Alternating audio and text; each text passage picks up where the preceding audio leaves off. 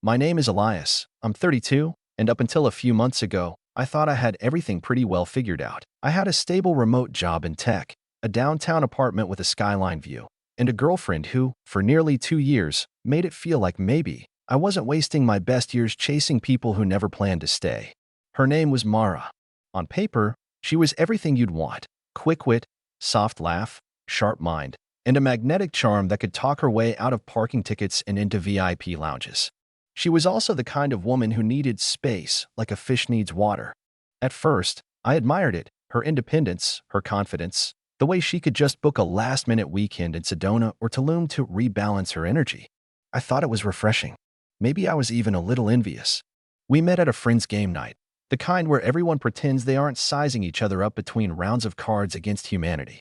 She made a sarcastic crack about one of the cards being written by someone who peaked in high school, and I laughed harder than I should have. That was the beginning. She moved in after a year, half her clothes, then her coffee machine, then her entire bookshelf. She never asked. It just happened gradually, like everything with her. Like fog rolling in on a clear morning, you only realize it's everywhere when you can't see your own feet. Mara had a way of making the ordinary feel cinematic. Grocery runs became late-night gelato stops. Rainy Sundays turned into fort-building marathons with cheap wine and indie playlists. But somewhere along the way, something shifted.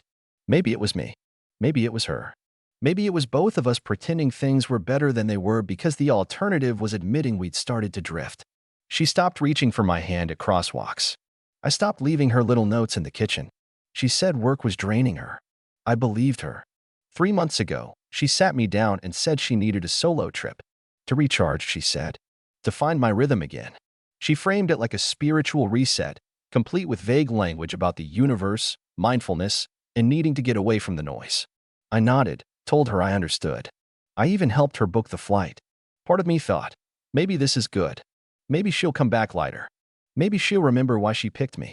The other part, the part one ignored, felt like I was signing off on something I wouldn't come back from. She flew out on a Thursday morning.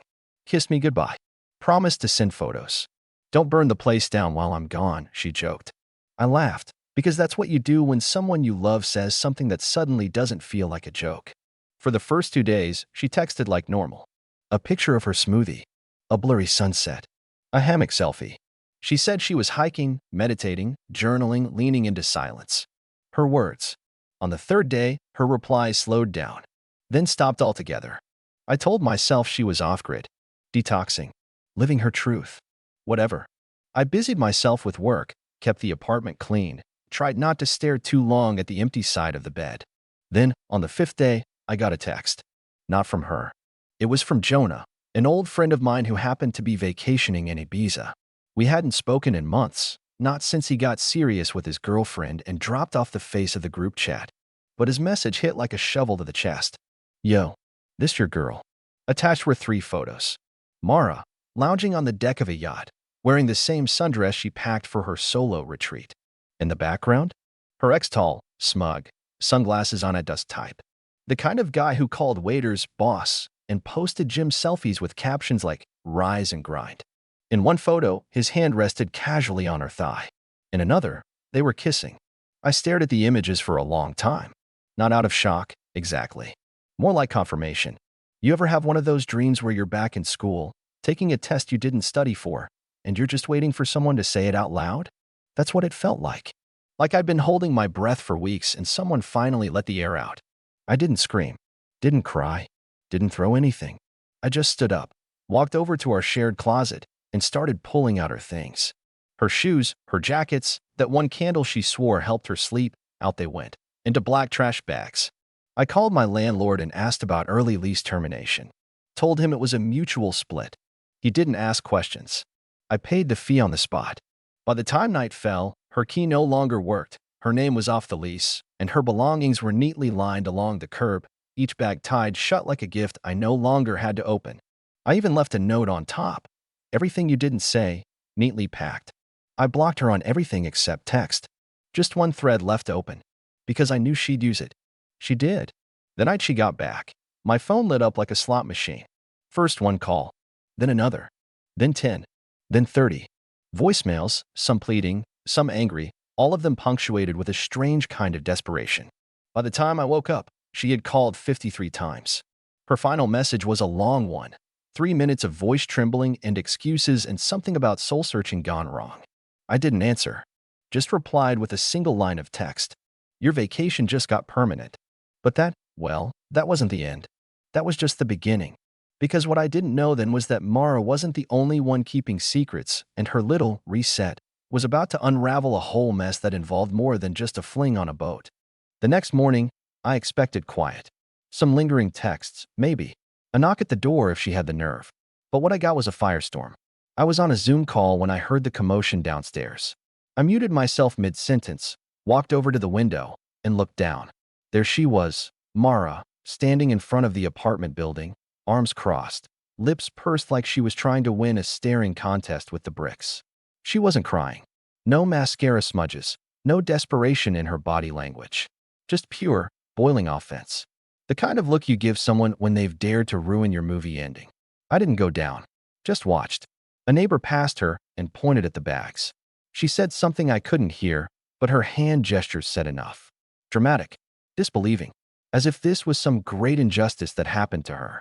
I didn't move. I waited until she finally picked up one of the bags, just one, and stormed off. 30 minutes later, I got another text. I can't believe you're doing this. We need to talk. Please. Still no apology. Still no truth. Just the royal we. Like I was automatically included in whatever redemption arc she thought we were owed. I didn't reply. Instead, I called Jonah. Hey, I said. Thanks for the photos. Anything else I should know? He hesitated, then sighed. I wasn't going to say anything at first, man. But yeah, I saw them at dinner 2 nights before the yacht. Holding hands. It wasn't some spontaneous accident. They were together, dude. Like, full-on PDA. I didn't want to start drama, but after I saw your name on her phone lock screen, I figured. I swallowed hard. Did she see you? Oh, she saw me. Did that whole double take, whisper to him thing. They left early. So she knew. She saw someone from my world and still didn't come clean. That told me everything. That this wasn't guilt. It was just damage control. Over the next few days, the silence began to fracture. Mara's best friend, Celeste, texted me out of nowhere. Hey Elias, I know things are messy right now, but I think you're getting a one-sided story. Mara's not some monster. I read it twice. Then once more, just to make sure I was reading the words in the correct order. I didn't respond, but I couldn't resist scrolling back through old group photos. Celeste was always in the background, wasn't she? The plus one to every brunch. The shoulder Mara leaned on when we had fights. The one who laughed a little too hard when I burned the pancakes that one time. Then I checked Instagram. I hadn't looked at Mara's profile since the break. Her latest story was a repost from Celeste, one of those pastel pink graphics with text overlaid. Sometimes you need to lose everything to find what truly matters. I don't know why, but that made me laugh. Not a bitter laugh. Just this hollow, airless thing that escaped my chest without permission. Because that quote, that was exactly what I'd been feeling. Except we'd clearly taken opposite roles in the metaphor. Then came the email. A formal one. From her lawyer. Apparently, Mara was contesting the lease termination. Said I'd kicked her out illegally, that she wasn't properly notified, and that her personal items were disposed of in a vindictive manner. She wanted reimbursement for emotional distress and lost property. Lost property? I'd bagged every single thing she owned, down to her monogrammed hairbrush and her half-used fancy shampoo that smelled like a rosemary funeral. Nothing was damaged. Nothing tossed. She just didn't like how clean the break was. I called my landlord. Explained everything. He sighed. She's technically not on the lease, he said. You added her as a cohabitant, not a co-tenant. She's got no legal claim. She can bark, but she can't bite. Still, the fact that she'd escalated this to lawyers made it clear. This wasn't about fixing things. This was about rewriting the narrative.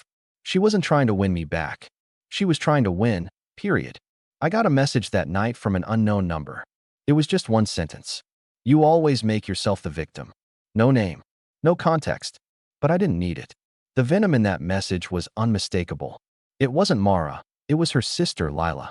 The one who once told me during Thanksgiving, you're too safe for her. She needs chaos, or she gets bored. Guess she was right. Thing is, I wasn't done being safe. Because that message, that attempt to rewrite the story like I was the unstable one, that was when I decided I wasn't just going to walk away. I was going to make sure no one ever confused me for the bad guy again. Not her friends, not her lawyer, not even Mara herself. And to do that, I had to finally unpack the one thing I'd been avoiding, because this yacht stunt wasn't new.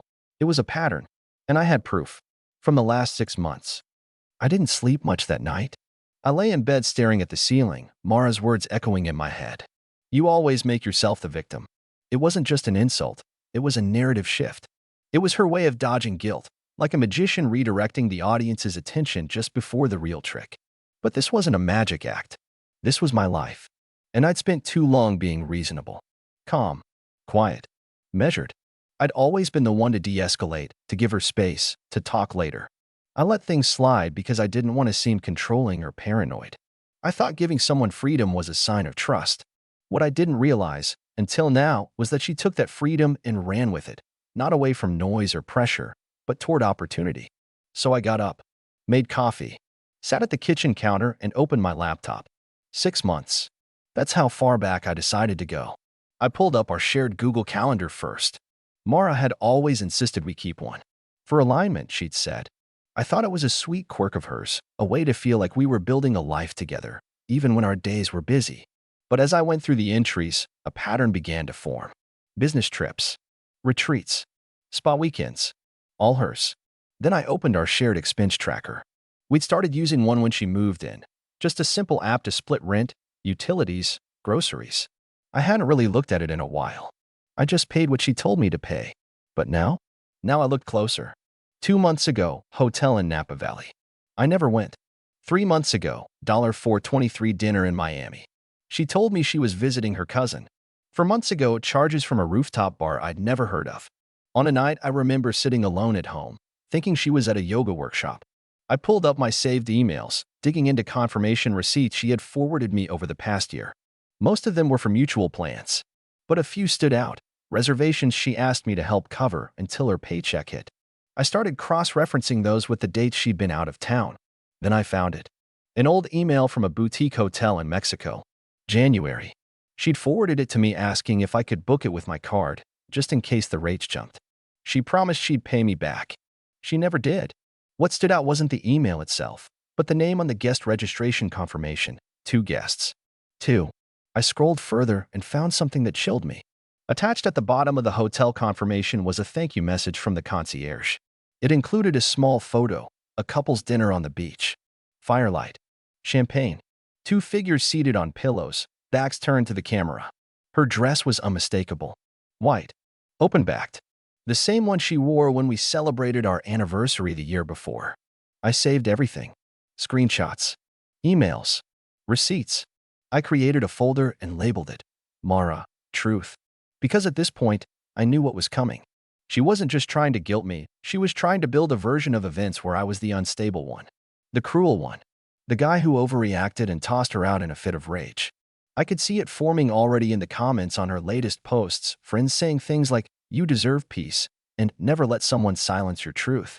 So I made a plan. Not revenge. Not yet. Just clarity. I reached out to a mutual friend of ours, Rachel. She was neutral, thoughtful, the kind of person who still believed in talking things through. I hadn't spoken to her since the breakup because I didn't want to pull anyone into the mess. But now I needed someone to see what I was seeing. I messaged her, "Hey Rachel, I know you're probably hearing stuff from Mara.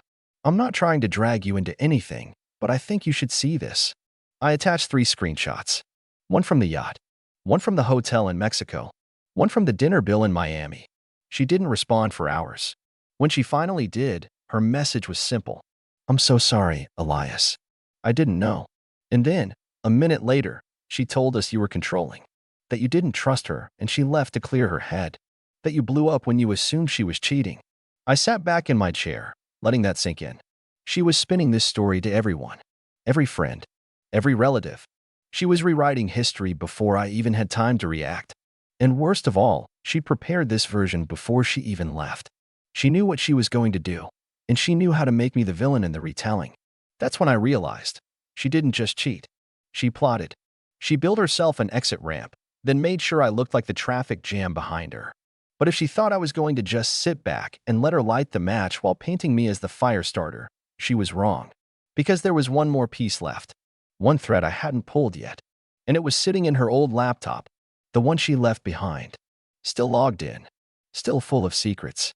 I stared at the silver laptop for a long time before I opened it. It was sitting at the bottom of one of the trash bags I dragged out to the curb and had barely missed being taken by the city. Maybe she meant to come back for it. Maybe she didn't care. But the thing about Mara? She was always digital first. She journaled in Notion, messaged her therapist through a wellness app, and kept a running document of life lessons she wanted to someday turn into a book. I wasn't looking to snoop. I wasn't hunting for drama. I just wanted answers. I powered it on. No password. She trusted me that much, at least. Or maybe she was just careless. Either way, the moment it booted up, I felt that odd jolt of guilt, like I was about to read someone's diary. But that guilt evaporated the moment her desktop flickered to life. There were two folders sitting front and center.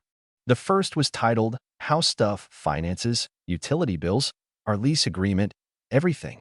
I opened it briefly, scrolled through familiar PDFs, then closed it again. The second folder was called Reset 2023. That one made my stomach knot. Inside were screenshots, notes, photos, messages, not just of the trip, not just of her and her ex, but of us, me. Quotes from our conversations, clipped and pasted into a running doc labeled Relationship Reflection. I opened it. The entries were dated, like journal logs. Each one started with a heading like May, dinner fight about my work trip, or July, Elias dismissed my meditation practice. And under each one was her interpretation of the argument.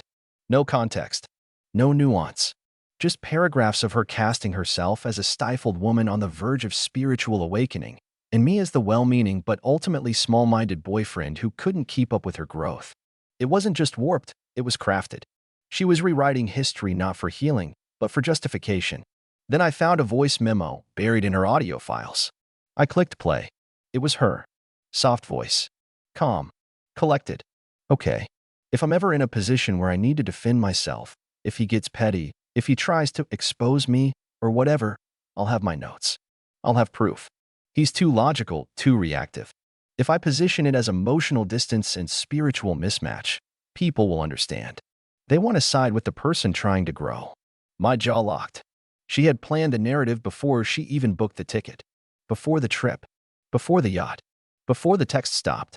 She didn't just cheat, she constructed a backstory to protect herself from the fallout. I backed away from the laptop like it was radioactive. And then, I got cold. Not angry. Not heartbroken. Just cold. The kind of clarity that clicks into place when there's nothing left to feel. She wanted to paint me as the possessive ex? The bitter one? The victim-complexed guy who snapped and kicked her out? Fine. I was going to give her the ending she didn't see coming. But not with yelling. Not with chaos. With control. I packaged everything. Every screenshot. Every receipt. Every journal entry she twisted. Every charge she asked me to cover and never reimbursed. Every audio file. And every timestamped proof of her planning this months in advance. I put it all into a clean, well-organized Google Drive folder titled, For When the Truth Matters. Then I wrote a post. Not a rant. Not a smear campaign. Just a story. I posted it on my private blog. The one I barely used anymore. The one most people forgot I had. I wrote it like a memoir, clean, direct, but brutally honest. I included context. Receipts. Dates. Quotes. I stripped out any emotion. I let the facts speak. And then I sent the link. Not publicly. Not to her. I sent it to the 5 people she was leaning on to spin her version of events. Rachel. Celeste. Her sister Lila. Her cousin Mia. And her former therapist wellness group, which she had, according to one of her own notes, recently joined as a speaker. No message. No caption. Just the link. Then I waited. The fallout didn't come in a flood. It came in silence. First, Rachel texted me. You didn't deserve that. I'm sorry I believed her. Then Mia messaged. I had no idea it went that deep. Thank you for being honest. Then Celeste blocked me. No surprise there. But the next morning, I got an email from Mara. Subject line. Why? The body was just 2 lines. You knew I was hurting. You didn't have to ruin me. You could have just let it go. I stared at that message for a long time. Then replied. You were never hurting. You were staging. Rehearsing.